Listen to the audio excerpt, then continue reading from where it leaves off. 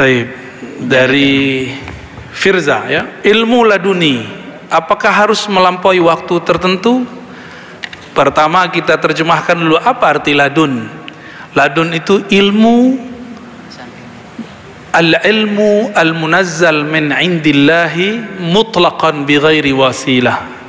Bighairi wasilah. Ilmu yang langsung turun dari sisi Allah. Allah itu qadim. Bagaimana mungkin langsung menurunkan ilmu kepada kita yang hadis yang baru ini? Maka harus mengenal hembusan sang qadim di dalam diri kita. Tapi ingat, hembusan itu bukanlah Allah. Hembusan itu hembusan saja. Cuma ada beberapa orang kebatinan membawa nama tasawuf, dikira di dalam dirinya ada Tuhan. Enggak begitu. Nafakhtu fihi min ruhi, aku tiupkan ke dalamnya hembusanku. Hembusan itulah yang ada di dalam diri kita. Hembusan inilah yang bisa menampung ilmu laduni. Jadi sebenarnya di saat ditiupkan di dalamnya sudah ada laduni. Jadi Allah meniupkan ruh hembusan itu, di dalam itu sudah ada ilmu. Maka yang disebut laduni itu mendownload ilmu Allah langsung dari ruh kita. Karena ruh kita adalah hembusan darinya. Paham? Jadi deket gak tuh? Kayak kita mau download sesuatu aplikasi di handphone, ada nggak Play Store-nya? Ya, tinggal pencet-pencet doang. Masalahnya mau buka Play Store nggak punya email. Mau buka kolbu tapi tidak tahu cara bukanya, nggak punya nama email kolbunya, ya nggak bisa dibuka, ya kira-kira begitu. Jadi apakah butuh waktu? Kalau orang sudah punya nama ruhani, dia sudah mengenal dirinya, itu yang saya sebut mengenal nama ruhani. Man arafa nafsahu, jika dia kenal dirinya, dia akan mampu mengakses ilmu laduni. Tapi kalau orang nggak tahu diri, ya nggak bisa kenal. Taib. Butuh waktu? Enggak. Ilmu laduni itu turunnya detik per detik. 1 detik di dalam laduni sama dengan 70.000 ilmu di luar. Itulah maksud Nabi mengatakan 1 bab ilmu lebih afdol daripada 100 rakaat, 1000 rakaat. Karena sholat itu harus pakai ruh. Ruh itu tempat turunnya laduni. Maka orang yang nggak ngerti, kita lagi kajian subuh, masuk syuruk, dia sholat 2 rakaat, padahal kita masih kajian. Dia lupa, ngaji ini lebih afdol dari sholat 2 rakaat. 1 bab ngaji lebih afdol dari 1000 rakaat. Cuma karena beramal pakai nafsu, nyalahin Ustadz nih, udah syuruk masih ceramah aja. Emang ada kewajiban sholat syuruk? Emang ada kewajiban, keharusan kalau syuruk ceramah berhenti? Kan nggak ada. Kita aja yang nafsu dapat pahala, ya, tapi lupa yang sebenarnya. Cara menjaga keilmuan kepada para pemula, selain sanad, rajin membaca, zikir yang harus diawali sebelum belajar, apa yang standar? Cara menjaga ilmu, gitu ya. Udah punya guru, udah punya komunitas, apalagi zikir apa yang perlu dibaca? Zikir yang mesti dibaca, zikir yang menenangkan kolbu. Kan ada zikir macam-macam. Zikir yang pakai angka-angka, itu biasanya kolbu nggak tenang. Jadi zikir yang nggak pakai angka lagi, zikirnya langsung terhunjam ke dalam kolbu. Zikir yang begini bisa membuat orang yang belajar bisa memahami sesuatu melebihi orang lain, karena kolbunya tenang. Orang yang tenang dapat menangkap sesuatu yang tidak ditangkap oleh orang gelisah. Ketenangan yang mutlak itu ada di ruh. Makanya ilmu laduni itu sesaat saja itu sama dengan 70.000 ilmu di luar. Sesaat dia dapat. Makanya Nabi Muhammad itu sesaat saja naik ke aras, turun-turun sudah bawa semua pengetahuan alam semesta. Karena turunnya ke ruhani, simbolnya tubuhnya dinaikkan. Padahal itu sebenarnya adalah cara Allah Subhanahu wa taala memberikan penjelasan. Mau gimana pun asbab harus diambil. Asbab harus diambil. Jadi coba belajar zikir yang menenangkan kolbu. Jadi ada teman saya mahasiswa jatuhnya ya. Dia nanya, Ustadz, nanti kalau saya belajar zikir, hafalan saya hilang. Nah, ini godaan setan orang ngafal nih, supaya orang yang ngafal nih nggak pernah tersentuh ilmu zikir. Itu caranya. Berarti dia membenturkan antara ilmu zikir dengan ilmu hafal. Gimana cara jawabnya? Quran ente ngomongnya gimana? Ala bidzikrillah tatmainnul qulub. Sama nggak Quran kita? Sama kan surat Ar-Ra'd ayat 28 ada bunyi lainnya. Oh, itu pasti Qurannya beda tuh. Ketahuilah hanya dengan menyebut nama Allah kolbu jadi tenang. Orang baru bisa takrir cepat kalau kolbunya tenang. Jadi coba nih takrir lagi gelisah, bisa nggak? Nggak bisa.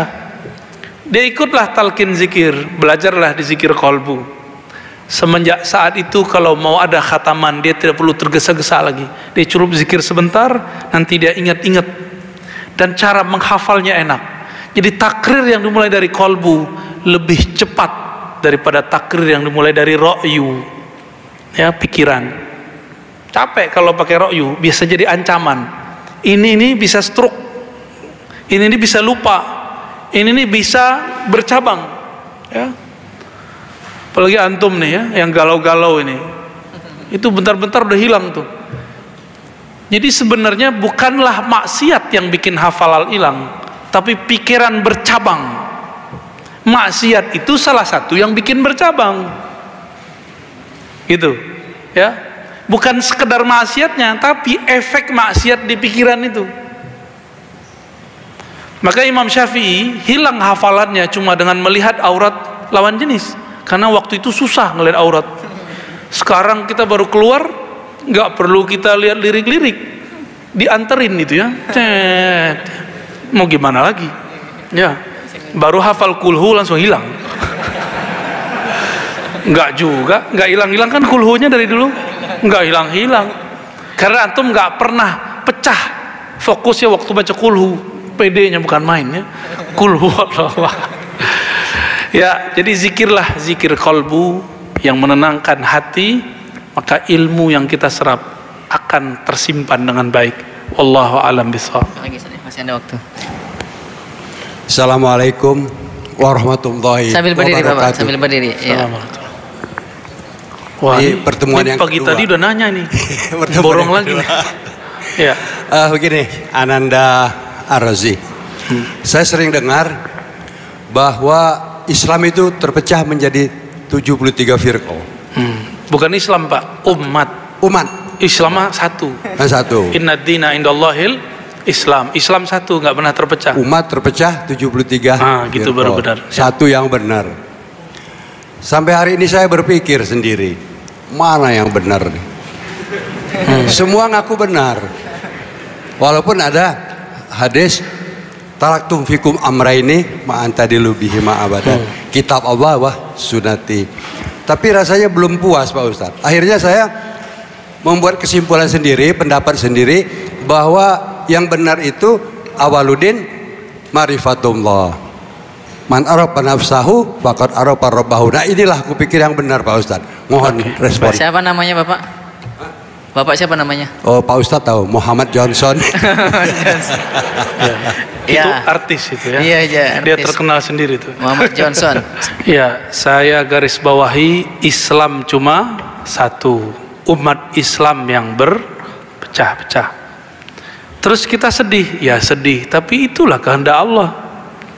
Dan Allah sendiri mengatakan ada 3 ayat minimal di Quran. Ya, dan Allah cuma mengandai-andaikan walau syaa rabbuka la ja'alahum ummatan wahidah. Berarti Allah nggak menginginkannya. Allah tidak menginginkan umat ini satu. Dia hanya menginginkan dialah yang satu. Dia hanya ingin agamanya yang satu. Kalau selainnya, carilah Sang Maha Satu itu. Terus seumur Pak Johnson masih bingung mana yang benar. Gimana meninggalnya Pak? Simpulkan sendiri, berbahaya simpulkan sendiri. Ini ilmu bersanad, nggak boleh simpulkan sendiri. harus kita ambil dari guru kita yang dia gurunya bersambung kepada sang maha guru baginda Nabi Muhammad SAW. Makanya mengikuti imam yang berguru, mengikuti guru yang bersanad itu wajib, harga mati. Itulah makna fas'alu ahla dzikri. Nggak boleh pikir-pikir sendiri. Fas'alu ahla dzikri 2 kali di Quran. Tanyalah ahli ilmu. Tanya ahli ilmu. Makanya kita perlu belajar sejarah untuk mengetahui akidah kita ini benar atau tidak. Makanya saya sering menukil kembali kisah Syekh Abdul Somad Palembani. Beliau puluhan tahun di Madinah, akidahnya Asy'ariyah. Walaupun yang tamat Madinah sekarang belum tentu Asy'ariyah. Ya kan beda masa, mau gimana lagi. Dituduhlah kita menghujat orang tamat Madinah. Ya enggak. Sahabat saya, teman saya, murid saya ada yang tamat Madinah. Ada Pak, ngaji ke orang tamat Ciputat. Karena dia sadar ilmu itu tidak di mana-mana, ilmu itu ada pada orang bersanad. Mau dia di Madinah, mau dia di Palembang, mau dia di Ciputat, mau dia di pelosok lahat, kalau dia punya ilmu dan bersanad kepada Rasulullah, maka dialah madrasatul ilm, dialah pusat keilmuan. Jadi pusat ilmu itu bukan tempat bangunan yang bagus ya. Ntar kalau kita buka lagi nih rahasia Universitas Islam Madinah, antum kaget lagi. Yang ngomong tamatannya sendiri. Tapi nggak usah lah kita buka ya. Ntar ditambah banyak yang kebakar ya. Ntar banyak yang suuzon sama kita nanti. Kita nggak ada benci sama siapa-siapa. Cuma dari tahun kapan mereka menghembuskan bahwa tamatan UIN IAIN itu liberal, benar nggak? Adil nggak begitu? Antum teman-teman mana Tat? PTIQ ya, nah. PTIQ. Ya dosennya kan dosen UIN IAIN juga. Ya. Ini banyak kan di sini ada kan yang ustad-ustad pasti tamatan UIN IAIN, Stein. Antum itu disebut pemurtadan, korban pemurtadan di IAIN UIN. Itu tulisan mereka dari dulu. Kita diam-diam aja sih dari dulu, nggak ada yang mau nanggapin. Saya tanya ke rektor, saya tanya ke profesor, Prof, kok nggak ada yang balas? Ngapain balasin orang bodoh gitu, kata mereka ya. Cuma ini mereka ini kan sibuk di alam akademisinya, ilmiahnya, nggak sempat bahas, nggak sempat balas. Tapi di akar rumput banyak orang bertanya, Ustadz saya nggak mau masukin anak ke UIN IAIN, kenapa? Liberal. Liberal dari mana? Emang liberal artinya apa? Liberal itu istilah ekonomi, bukan istilah orang beragama. Itu tuh Jil, siapa yang bikin Jil? Ulil Absar Abdallah. Dia sekolahnya di Lipia. Gimana tuh? Repot nggak antum tuh? Tahu Lipia? Lipia Jakarta. Mahat bin Suud punya Saudi juga. Sekarang beliau sudah ganti haluan. Suka tasawuf dia ya. Gitu ya. Jadi jangan dipikir-pikir sendiri Pak. Kita carilah orang bersanad. Dulu siapa imam kita almarhum sini dulu? Kiai Nawawi ya. Ya kan nyambung nanti ke Kezen. Kezen kepada siapa ayahanda beliau? Muhammad Azhari apa Jauhari? Azhari. Terus ke atas kan nyambung semua. Nyambungnya dan porosnya semua ke ulama Madinah, ulama Mekah, Madinah. Begitu aja putar-putar. Nanti ke Mesir Zakaria Al-Ansari, balik lagi. Begitu aja muter sampai kepada imam-imam kita itu. Jadi gini, Pak Johnson, kalau Pak Johnson ini ngaku keturunan kerajaan Kesultanan Palembang, pembuktiannya gimana? Nasab sama. Kalau saya ngaku Ahlus Sunnah, saya tunjukkan nih nasab saya, ini sanad saya. Ngaku saja Ahlus Sunnah, ngaku saja salaf, tunjukkan aja sanadnya. Mereka kan tidak hormat ke ilmu sanad, malah ngejek ilmu sanad. Itu aja sudah gagal. Ya, gimana mau bisa paham? Ya, sanad tuh nggak penting. Yang nggak penting itu ketika bersanad cuma ngambil ijazah tapi tidak ngambil ilmunya. Kita sudah ngerti semua. Ustadz-ustadznya lebih paham dari antum lah. sanad itu ada sanad ijazah tabarukan ngambil berkah, ada tafakuhan, ada mendalami, maka disebut riwayat dan dirayat. Ngerti semua kok mereka ini. Ya. Udah belum? Udah, Ustaz.